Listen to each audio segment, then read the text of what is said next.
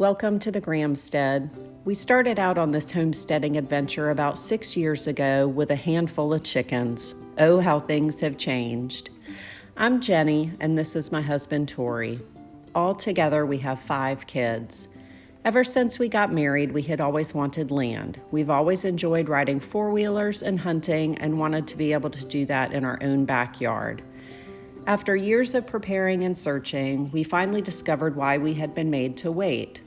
God had put the 10 acres that we were to buy in our lap. Blown away by the blessing of the land, my focus began to shift from recreational use to how we could be good stewards of the land that we had been blessed with.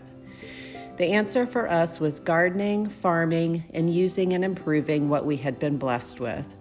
We were so grateful that the only choice was to work the land, so we started with a barn raising. That first year, as we got settled in, we really started to focus on the garden. Our property had been a cow pasture for many years, so even though our soil was sandy, it sure was fertile. We grew a ton of food those first 2 years.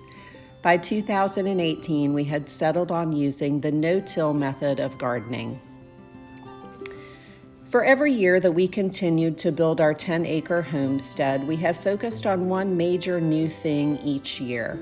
After the egg-laying chickens and a well-established garden, we decided to start raising our own meat chickens. So we built our first chicken tractor and put them out in the yard. Next came the pigs, and while we love having pigs, they sure have taught us a lot. Our goal at this point in our homestead was eventually to raise as much meat as possible of our own. Now, we not only raise pigs and meat chickens for our freezer, but for our friends and family as well. The following year, we did lots of fencing, and we were ready to add some beef. Starting with just one cow, we would have fresh, pasture-raised beef for our freezer. Now we are able to sell a couple of beef shares a year while stocking our freezer as well. We wanted to have another meat source that we were able to butcher here on the homestead, so after the cows came the sheep. They are now teaching us all about rotational grazing, and who knows what's going to come next.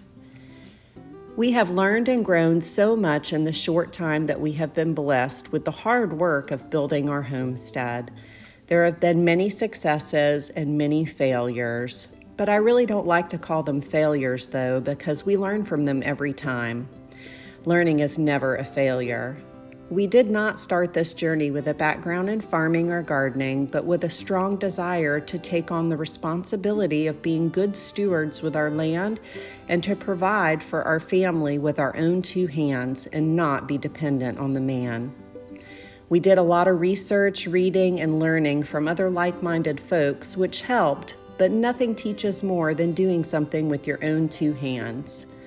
Most importantly, we've seen proof that God has designed all these things in the most perfect way, and if we're just good stewards with it all, His creation will always show its glory, teaching you along the way.